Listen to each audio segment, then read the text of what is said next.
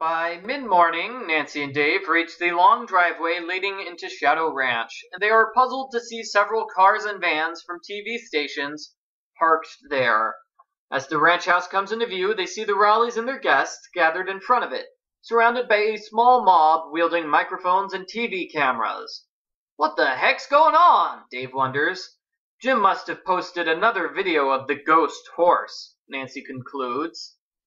Another video? I didn't know he posted a first video. Weird.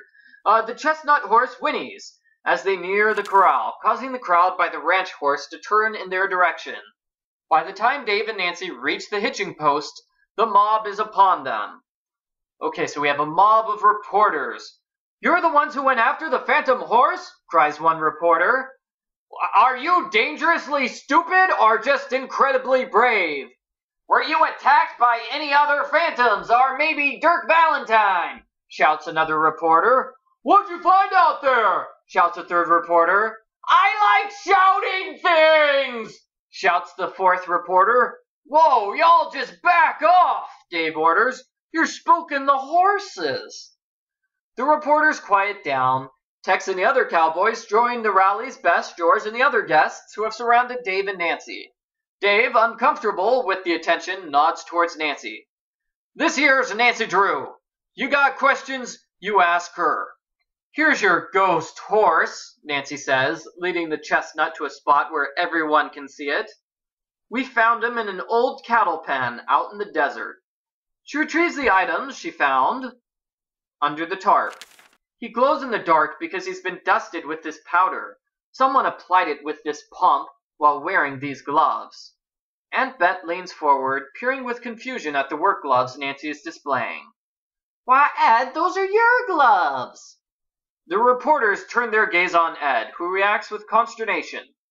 "They can't be," he stammers. I wasn't the one who..." One of the reporters grabs the gloves from Nancy and quickly inspects them. When he sees what's written on the lining of both, he holds them up. "Ed Rowley." A gasp of surprise goes up from the crowd.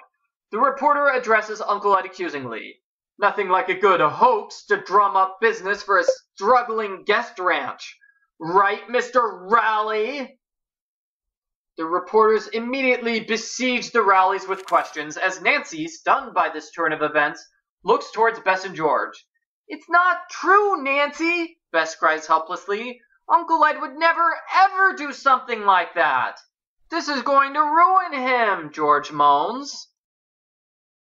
Nancy struggles to think her way through the situation, and suddenly everything clicks into place. "Ed Rowley was framed," she announces loudly. When she has everyone's attention, she continues. "Somebody stole those gloves, then deliberately left them with the horse, knowing both would eventually be found, and that Ed would be blamed for the hoax. And that somebody is right here. So who framed Uncle Ed? Who is the culprit? Who is behind the phantom horse?" Well, as we learned in the previous video, it's Lester who has been working for Sam Nash all along. But let's have fun and see some of the other options. Shorty. Nancy points at Shorty, who stands next to Mrs. Thurmond. "Shorty framed him." The kitchen hand reacts with surprise. "I did? The way you tried to make everyone believe that the horse was the ghost of Dirk Valentine's horse is what tipped me off." "Tipped you off to what?" Shorty asks, genuinely puzzled. "To your plan," Nancy says, suddenly less confident. "My plan to do what? I got me a nice job here. Why would I want it to hurt? That doesn't make much sense. Why would I want to hurt the fella who signs my paychecks, late as they are? Because Nancy tries, but to her great embarrassment, can't come up with a motive for Shorty. Okay, let's try Aunt Bet. Nancy points at Aunt Bet. "It was Ed's wife, Aunt Bet." Aunt Bet is surprised, then outraged. "What in the world would make you think that?" "Because of the way you made sure we discovered those were Ed's gloves," Nancy explained confidently.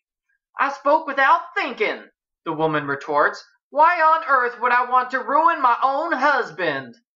Because he, Nancy struggles to think of a response. Snores? Okay, let's try Jim. Nancy points at Jim, who is recording everything with his smartphone. It was him, Jim Wallace. Me? I'm just a dude from Chicago, Jim says, never lowering his smartphone. I can barely stay on a horse, let alone train one to run around the desert freaking people out. You obviously have an accomplice, Nancy replies defensively.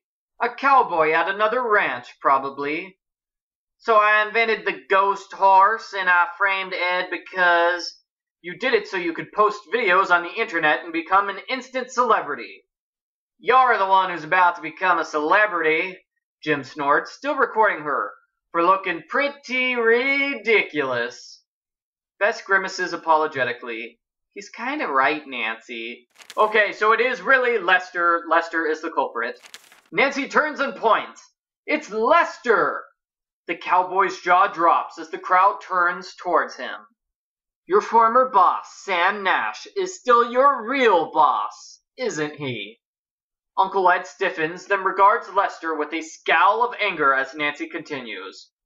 You pulled this hoax to discredit Mr. Rowley and drive him out of business so Sam Nash could buy the ranch on the cheap. That ain't true, Lester stammers. I never done no such thing. I had my suspicions for a while, Nancy explains, but hearing that the horse belonged to Sam Nash confirmed my theory.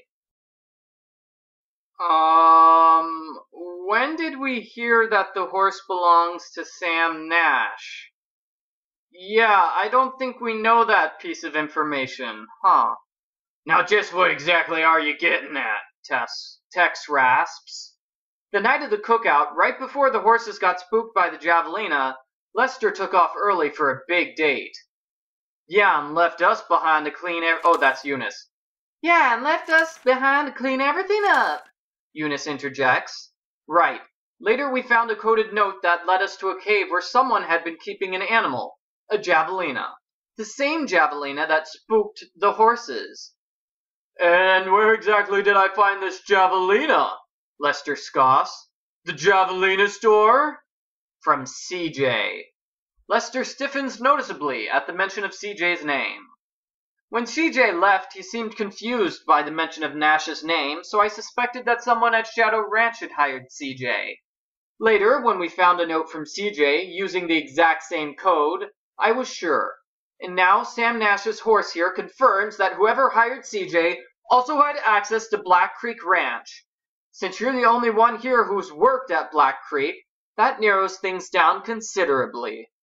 That doesn't prove anything, Lester croaks.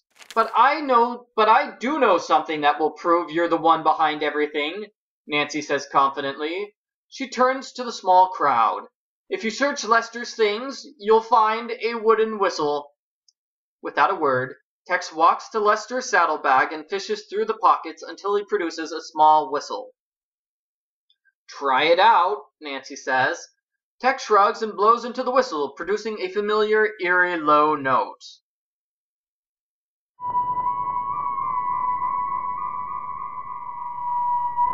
Instantly, the ghost horse snaps to attention and gallops toward Tex. Whoa! Tex calls out, grabbing the horse's reins. He's trained. Every time we saw the horse, I heard that whistle.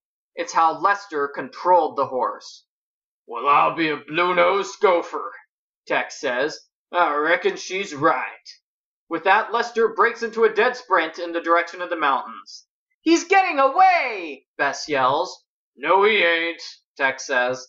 Nothing that way for miles but snakes and cactus. Dave, you go saddle up a few horses.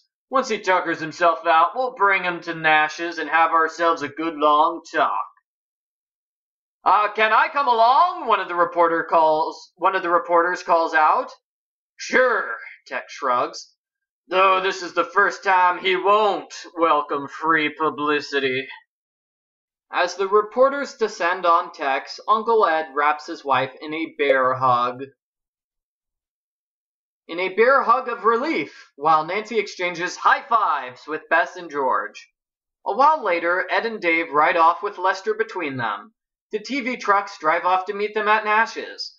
By late afternoon, the excitement has dissipated, and life at the ranch has returned to normal. Just before dinner, as Nancy and her two friends watch, Uncle Ed assembles the cowboys in front of the barn and happily presents each with a long-overdue paycheck, complete with interest. But as he distributes them, Nancy once again spots something in motion behind him. Look out! Uncle Ed and the others spin around and see that the old stagecoach has once again rolled down the incline in front of the barn and is barreling towards them. They jump out of the way as it hurtles past and watch in stunned silence as it rolls to stop moments later. Chief scampers down the incline with something in his mouth. He runs directly over to George and drops it in front of her, eager to play fetch. Uncle Ed frowns, and then he picks up the wedge of wood wet with dog slobber. Why, it's one of the blocks that holds the stagecoach in place, he declares, raising it up for all to see. So Chief is the reason it keeps rolling out of the barn, Beth says. The dog prances in front of Uncle Ed and barks playfully. Nancy grins. Sounds like a confession to me.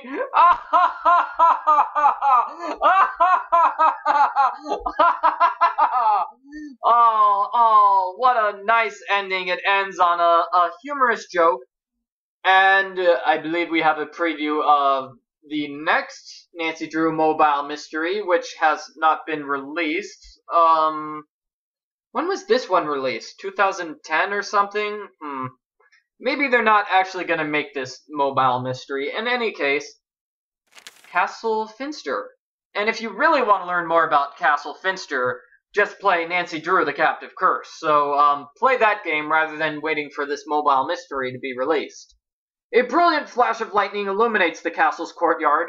From across the uneven cobblestone path, Nancy spies a hulking figure rushing towards her before the darkness resettles over the castle. He must have gotten through the gates, Nancy realizes with a sudden bolt of panic. I've got to get inside! Nancy turns to the large wooden door that leads to the main castle hall. Running as fast as she can to the safety of the castle, she hears the monster's footsteps growing closer with each second. Nancy lunges for the doorknob, only to find it locked fast. Let me in, Nancy calls, but her cries are drowned out by a crack of thunder. Pounding on the door, Nancy hears the gravel crunch behind her. The legendary monster of Castle Finster is closing in. With her back against the heavy door, Nancy frantically scours the deserted courtyard for an escape. Suddenly, with a loud bang, the door behind her gives way and she's pulled into the castle. As the light from the castle flares into the courtyard, Nancy gets her first real look at the monster in the split second before the door slams shut. What secrets lie in the depths of Castle Finster? Will Nancy survive the monster's wrath? What is the truth behind the monster's grisly history? Find out in her next mobile mystery, Castle Finster. Alright everybody, so that is the end of this game. That is the end of Nancy Drew Mobile Mysteries Shadow Ranch. Let's look at the credits here. Credits.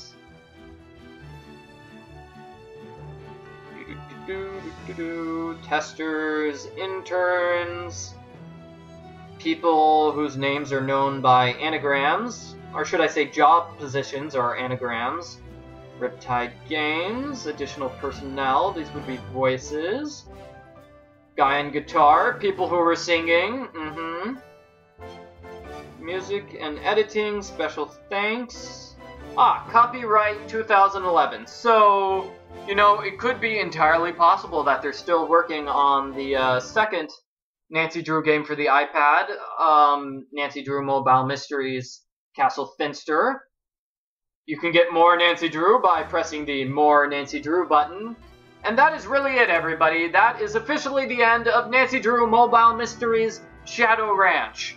I hope you enjoyed this video walkthrough. Thank you very much for watching. And if you want to play this game yourself, you can download it from the iTunes Store for $2.99. Until next time, this is Argofump signing off.